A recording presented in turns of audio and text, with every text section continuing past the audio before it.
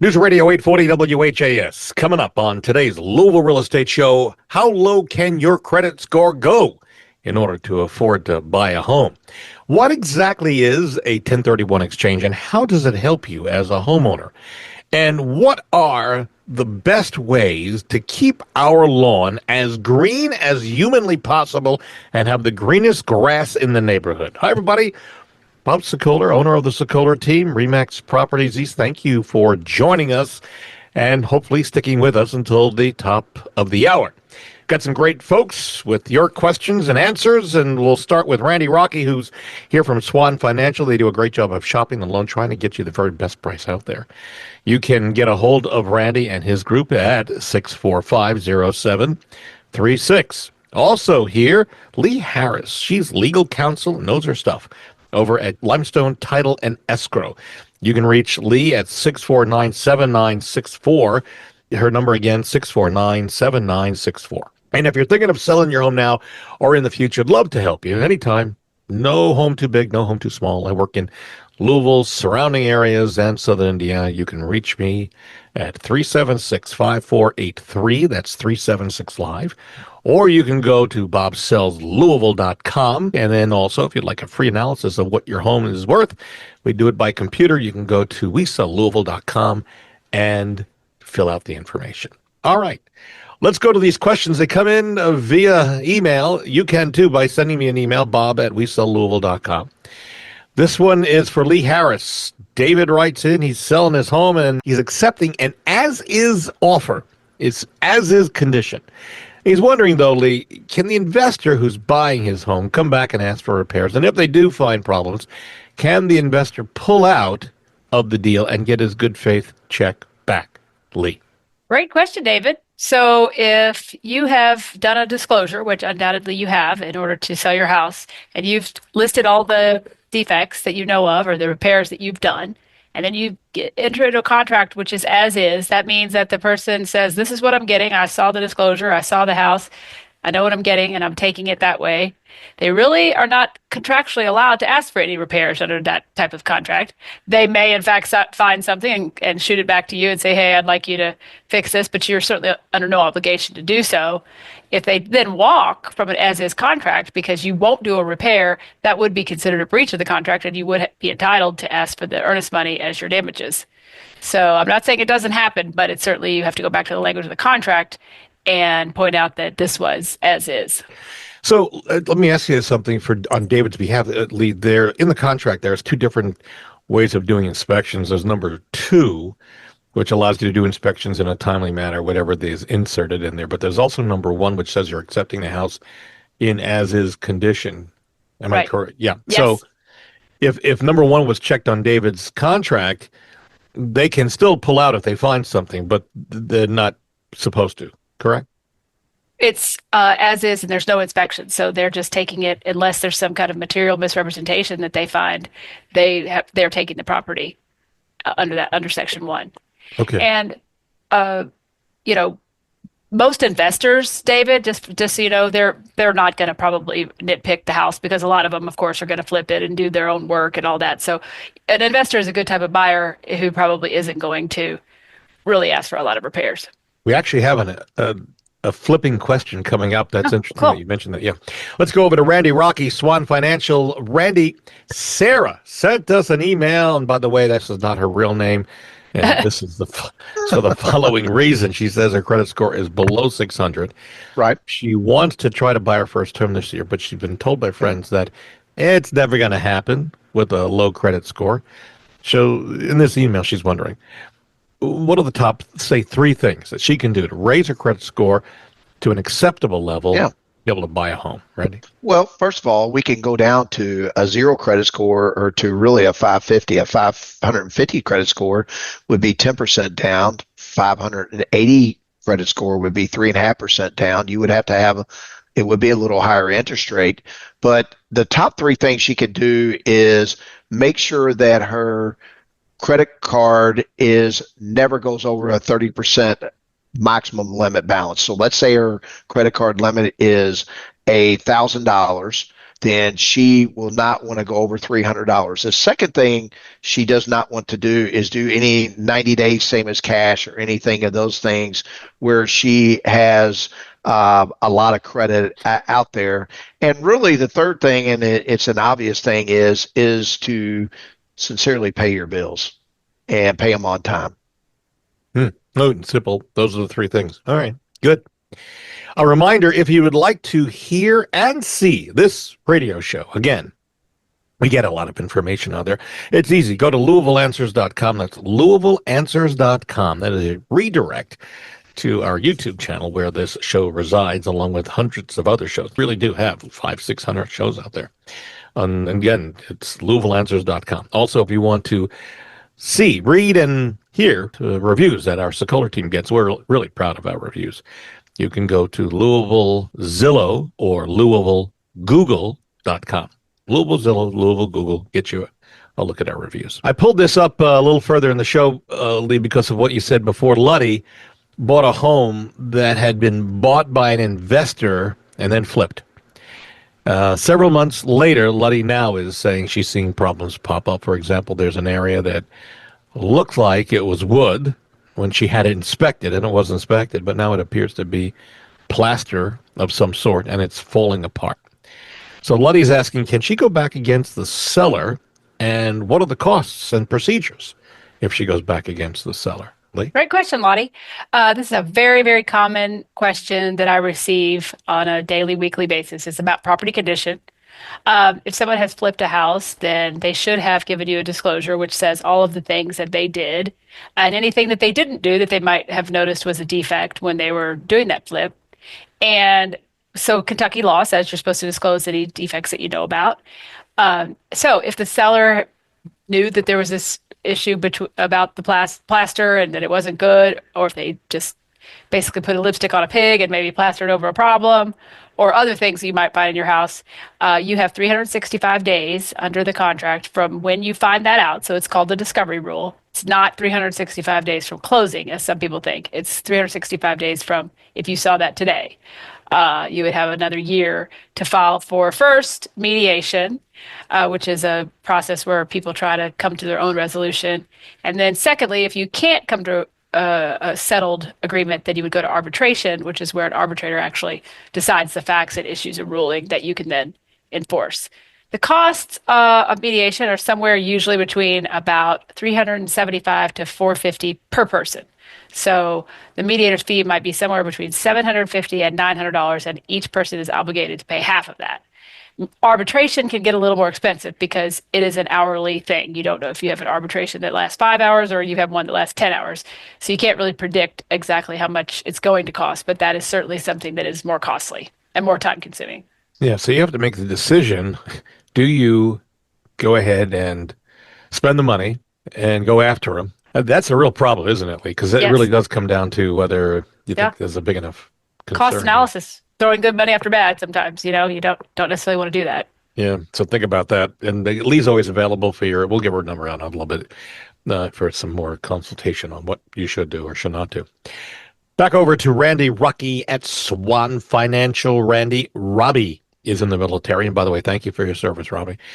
He's asking us in this question via email. He says, I'm in the process of buying my first home with a VA loan. Mm-hmm. And he hears that service members and veterans do not have to pay many of the closing costs associated with a typical closing for a home. Uh-huh. He wants to know basically, so what is he not paying? What does he have to pay? What are his out-of-pocket expenses? Well, first of all, to me, it's the best loan out of all the loans is a VA loan.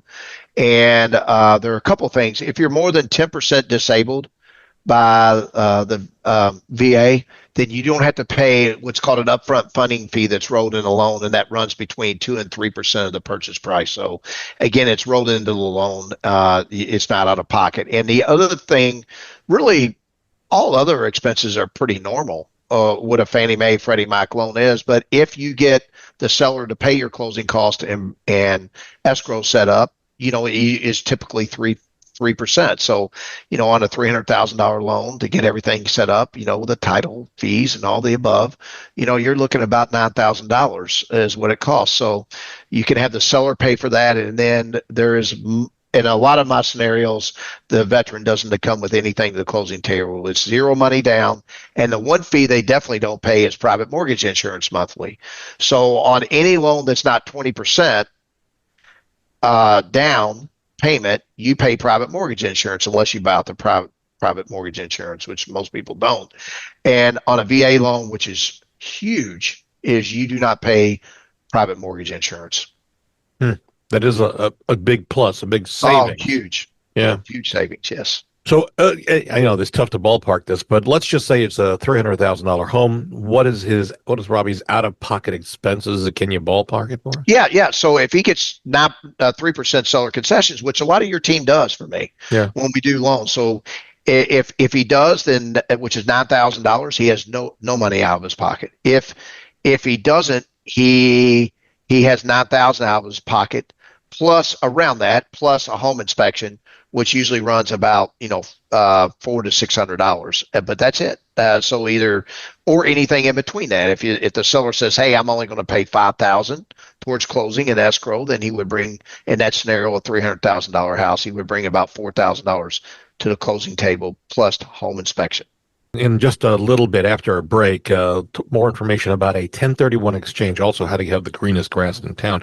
A reminder, you can see what people are actually saying about our Sokoler team. We're really proud of not only the reviews, but what people say at the closing table. Really easy. It's LouisvilleSellersTalk.com. LouisvilleSellersTalk.com. You'll see some of the people I've interviewed at closing, and one of them I just put up recently had to deal with they had hired a discount broker, and what had happened when they tried to buy the home, they subsequently came through us. But if you go to LouisvilleSellersTalk.com, you'll see what I mean. Continuing with us after the break will be Lee Harris, legal counsel to Limestone Title and Escrow. You can reach Lee and the team over there to get your loan closed, because you can pick the closing attorney that you want, and they do a great job. Limestone Title, 649-7964. That is Lee's actual cell phone number, 649-7964. Also staying with us, Randy Rocky, Swan Financial. They shop the loan, get you the best rates for you. If you're looking for a mortgage, you can reach Randy and his group at 6450736. And if you are thinking about selling your home now or in the future, I would love to help you. All you need to do is give me a call on my cell phone anytime, day or night. No home too big, no home too small. 376-5483 is my direct cell phone number, or 376-LIVE. Or go to bobsellslouisville.com, and for a free instant analysis of what your home is worth, go to WeSellLouisville.com and click on the link at the top of the page. We're back in a moment on News Radio 840 WHAS. News Radio 840 WHAS, Bob Sokoler, the Louisville Real Estate Show, with you till the top of the hour. Thank you for sticking with us, folks. Continuing with us, Lee Harris. She is the legal counsel and knows her stuff over at Limestone Title and Escrow. You can reach Lee to get your loan closed, or if you got a legal question, and many of us as agents may have a legal question, Lee's available to you. You can reach her at 649-7964. That's her cell phone number, 649-7964. Also staying with us, Randy Rocky. He is one of the head guys at Swan Financial. They shop your loan to get you the best price. That's what you want in this world at this time. You can get a hold of Randy at 6450736. And if you're thinking of selling your home now or in the future, I'd love to be able to help you. No home too big, no home too small. I work in both Louisville, surrounding counties, and in southern Indiana. You can reach me at 376-5483. That transfers over to 376-LIVE. Or you can go to bobsellslouisville.com. Or if you want a free instant analysis, it's computer, it's instant. You can go to WeSellLouisville.com. That's WeSellLouisville.com, and click on the top of the page. All right. Well, a lot of us want the greenest grass in our neighborhood, so we are making some mistakes, and I went into a little detail. For example, one of the things we may be doing, I don't know if, Randy, you even cut your own lawn, but mowing the lawn too short, scalping it, in other words, we cut the grass too short. So why it weakens the grass or moves too much of the leaf surface. And so the fix is 1/3 rule. Never cut more than 1/3 of the grass height at a time. And the ideal mowing height for our area, fescue or bluegrass, typically is 2.5 to 4 inches. height. So just remember that. Also, improper watering. Too much or too little can create big problems. Shallow, frequent watering encourages weak, shallow root systems, and overwatering can also lead to fungal disease and wasted water. So the best tip is water early in the morning from 4 to 9 a.m. and then do a 1 inch per week on average is what you want to water. And finally, improper fertilization, the wrong type, wrong time, too much. You're dumping fertilizer on the lawn without understanding what it's doing, so it can cause excessive top growth and weak roots. I think I'm a victim. I did that. It'll burn the grass, though. Also, I didn't do that, thank goodness. The fix is test your soil first to find out what nutrients it's missing, and then choose a fertilizer suited for your grass type of time of year. Cool season grasses fertilize in the fall and spring. Warm season grasses fertilize late spring and summer.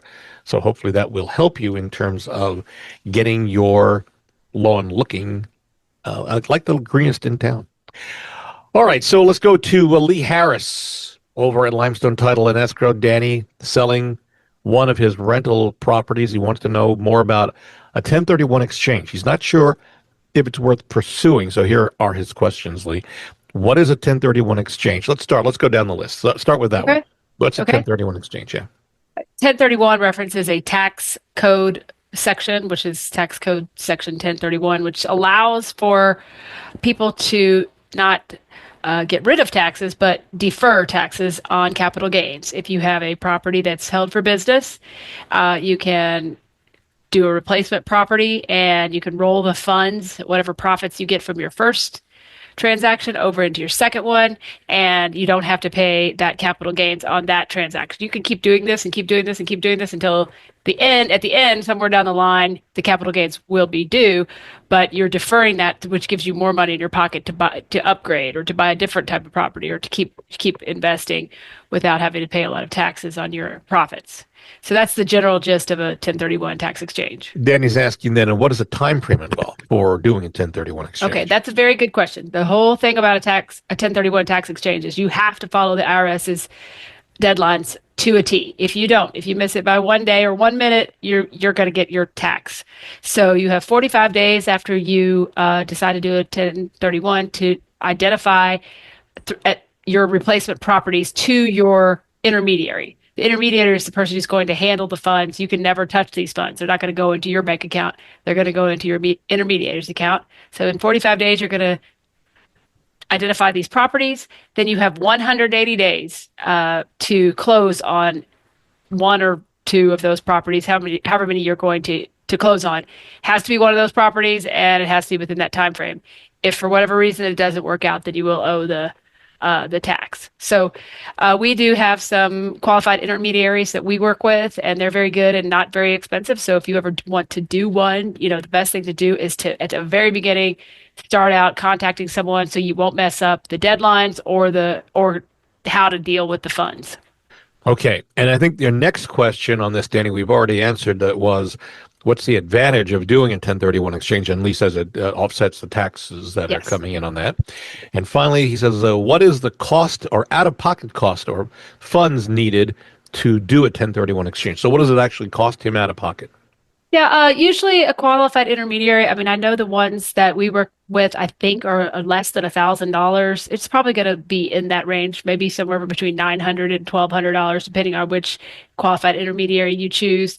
And that's really the only expense you're going to have, is that you have to pay this person to handle the transaction for you. Other than that, it's just a regular sale or a regular purchase. And you'd pay your typical closing costs, your typical prepaids, your typical escrows, that kind of thing. Okay, so $1,000, and that's a one-time deal?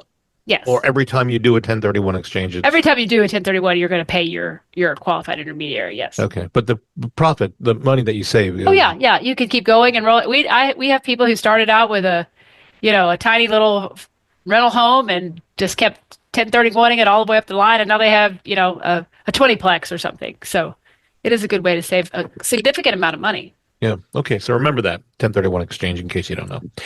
If you'd like to see the future of the home photography, we've got it pretty simple. We've got it up on a website. You can see some of the things we do, videos, some of the 3D tours we do. Go to Louisville3D.com. When you're picking a real estate agent, folks, one of the things you want to do is take a look at some of the work that they do to get the listing sold, because your online footprint is what people see first. And if it doesn't look good, you're not going to get the amount of showings that you want to get a bidding war going to get you sold quickly and for more money. Back over to Randy Rocky over at Swan Financial. Ava, considering buying her first home this year. Congratulations, Ava. She says her income is coming from some unusual areas. She doesn't go into detail, but she says without going into the details, she says it can't be traced. She's wondering how can she use that income for a mortgage? So, interesting question. I'm sure she's not alone. People have income coming in from various locations, can't be traced. Randy, what would you suggest? You can't.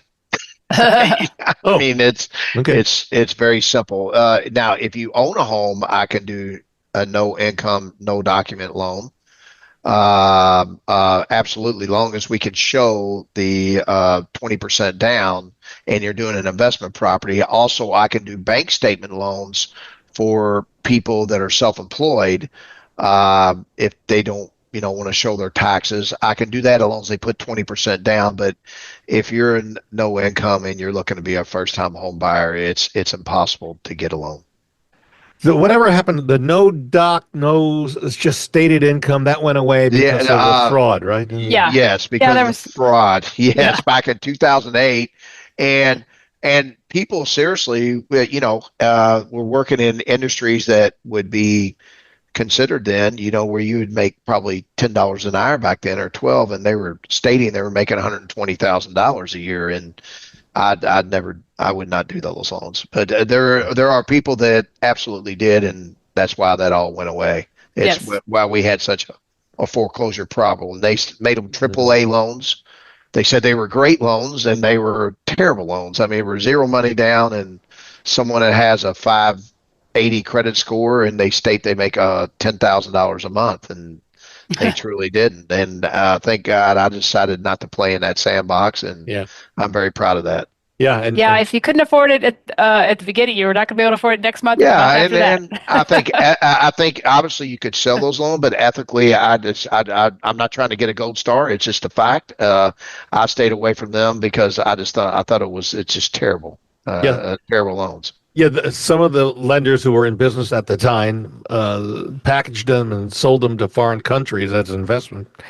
Yeah, that was not a good Yeah, deal. and sincerely, that's why I've been in business since 2003. There Yeah, wasn't a lot of people that survived that. I mean, yeah, 1% of the brokers did.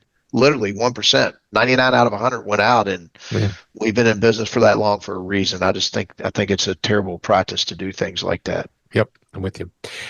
Over to Lee Harris, Limestone Title and Escrow. Lee, Brittany says in this email her father passed away last month, and Brittany, we are sorry to hear that. She's thinking that he may have left her his house, but doesn't know if there was a will, and apparently there is some falling out among family members.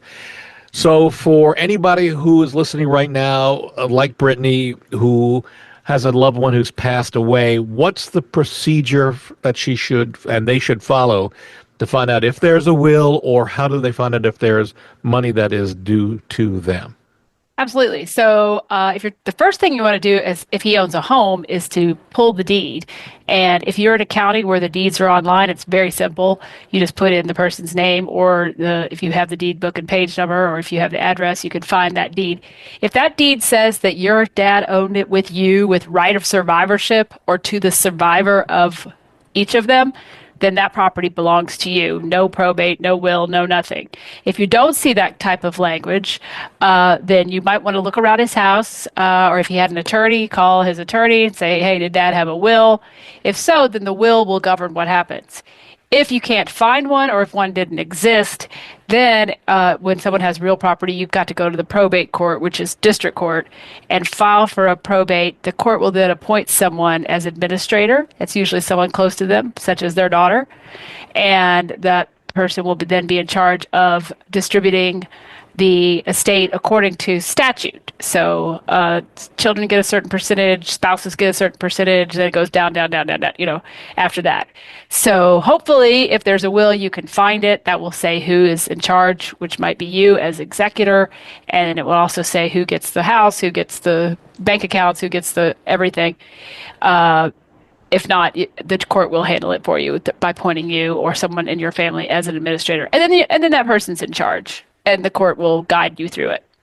So the first step, again, recapping on this particular issue, is you want to check to see what the deed says and Yes. how it was filed. Yes. All right. Yes. Yeah. And Bob gives out my number, so Brittany, Yeah. feel free to call me, and I'll pull it for you. Which, as we start to wrap up, I'm about to do. So I tell you what, Brittany, grab a pen and pencil, or anybody else and paper who is listening. If you want some more information and want some help from Lee Harris, she is more than happy to help. You can reach Lee, who is legal counsel over at Limestone Title and Escrow, by going to calling 649-7964. That's 649-7964. Also, if you're looking to finance a home, whether it's new or resell, you can go to Randy Rocky over at Swan Financial. Randy does a great job. He does shopping for you to get you the very best rate. And then you got a smooth sailing process from there. You can reach Randy at 645-0736. And if you are thinking of selling your home now or in the future, I would love to help you. It's simple. Call me. I come out. It's a free, no obligation analysis. We talk, we sit down and just review what you are, maybe have questions about, what you need to do, what you don't need to do, and I'll go from there. I work in Louisville, Southern Indiana, and surrounding areas. You can reach me at 376-5483 or go to 376 Live. That's what it translates to. You can go to bobsellslouisville.com and fill out the form, or if you want a free instant analysis, go to wesellouisville.com. and then click on the top of the page, and that'll give you an instant analysis of what your home is worth. It's computerized, but it's a start. Coming up next week on our show, how to prevent an insect infestation in your home this spring. Could be dangerous. There's a lot of stuff coming our way. That's it. We're out of time. See you next Sunday on News Radio 840 WHAS.